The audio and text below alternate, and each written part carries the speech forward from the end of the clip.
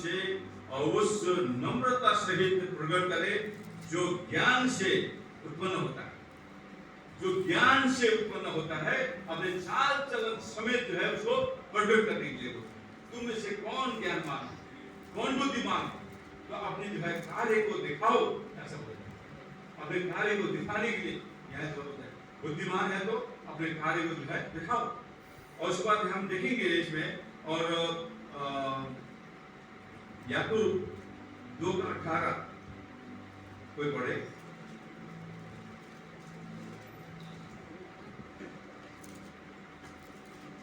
वरन कोई कह सकता है तुझे विश्वास है और मैं कर्म करता हूं, तू अपना विश्वास मुझे कर्म बिना दिखा और मैं अपना विश्वास अपने कार्यों के साथ द्वारा तुझे दिखाऊंगा। और यहाँ बोलता है कि वरन कोई कह सकता है कि मुझे विश्वास है, विश्वास करने वाला व्यक्ति जो है और कार्य करता है, जो अपने कार्य को, अपने कर्म जो है विश्वास को कर्म के द्वारा दिखा, ऐसा बोलता है। और मैं अब जो है कहता है कि और बिना कर्म के द्वारा जो है विश्वास को दिखा नहीं सकता है। हम कार्य तो करते हैं तो फल भी पाते हैं, आमीन। और विश्वास के बिना जो विश्वास को करते हैं और काम नहीं करते हैं, विश्वास करके जो है आपको काम नहीं करते, तो क्या आपके जीवन में फल आएगा? विश्वास करते हैं लेकिन काम नहीं करते हैं। प्रभु बहुत सारे आत्मा दे बोलते हैं लेकिन किसी को बताने नहीं जाते हैं। प्रभु मैं बढ़ना चाहता हूं बोलते हैं लेकिन कलीसिया में नहीं आते। प्रभु मुझे भरपूर बनाइए, आशीष दीजिए, लेकिन हम खुद नहीं देते हैं। तो प्रियो, यहाँ पर हमें कार्य बिना का विश्वास जो है मरा हुआ है, ये वचन बोलता है। देखिए, अपने विश्वास को कार्य बिना दिखा सकता कोई? हम विश्वास तो करते हैं लेकिन कार्य करते नहीं है, तो कुछ भी फल नहीं होगा उसमें। तो इसलिए प्रभु का वचन भी हमें ये बताता है हमें कार्य करना है। इसलिए जो है यहाँ 13 पद में भी ये बोलता है, इसलिए और जो है समझदार कौन है और ऐसा वो हो अपने कामों को अच्छे चाल चलन समेत नम्रता सहित करे, जो ज्ञान से उत्पन्न होता है। जो ज्ञान है वो जो है अच्छे कार्यों के लिए है। ज्ञान जो है आपको प्रभु के नजदीक में ले जाता है। ज्ञान आपको जो है सब कार्य करने के लिए जो है हर प्रकार का बुद्धि के काम, ज्ञान का काम, सफलता होने के लिए जो है ज्ञान चाहिए। हर जगह में सफलता पाने के लिए आपको ज्ञान होना चाहिए, आमीन। तो ज्ञान है तो आपको कहीं भी आप जा सकते हैं और कहीं भी जाने के लिए रास्ता पूछने की जरूरत है, आपको मालूम है, आप अपनी बुद्धि लगा के भी जा सकते हैं। तो इसलिए जो है प्रभु वचन ही कहता है। और 14 में कहता है कि पर यदि तुम अपने अपने मन में कड़वी दाह और विरोध रखते हो तो सत्य के विरोध में घमंड न करना और न तो झूठा बोलना, न झूठ बोलना।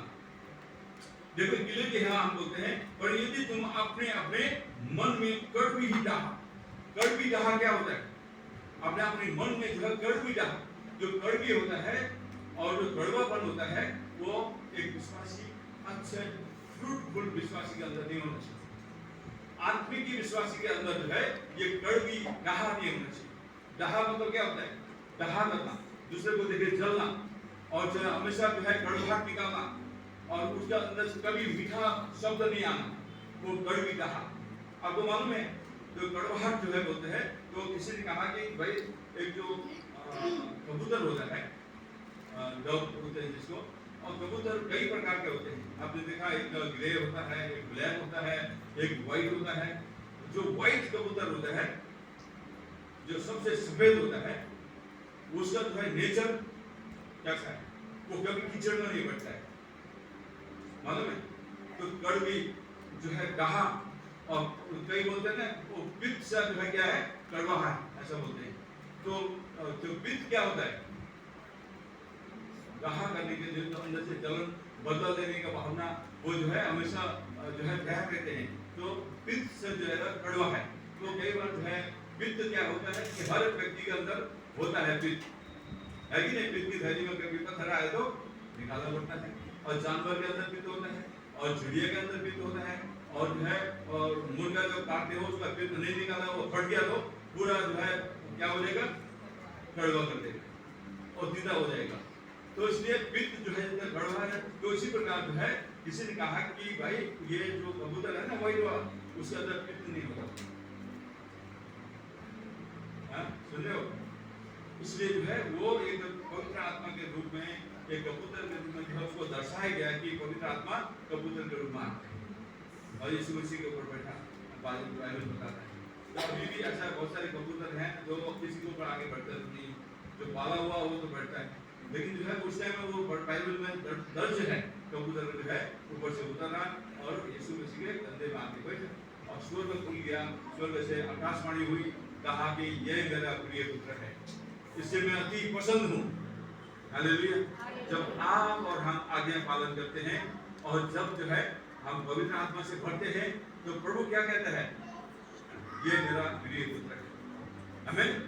हम आज्ञा पालन करते हैं, जो परमेश्वर का आज्ञा को पालन करके आगे बढ़ता है वो परमेश्वर का प्रिय पुत्र या पुत्री होती है। तो इसलिए जो है यहाँ बोलते हैं कि हमें उस कबूतर के समान एकदम नेचर में जो है साफ होना चाहिए, क्योंकि कभी आपने देखा व्हाइट कबूतर पानी में कीचड़ में बैठा हो, देखा कभी? कबूतर तो बहुत कहते हैं, कभी रास्ते में बैठते हैं, पानी में कीचड़ में कहीं बैठते हैं, लेकिन सफेद जो कबूतर है वो अच्छा उसका नेचर में जो है साफ है, क्लीन है।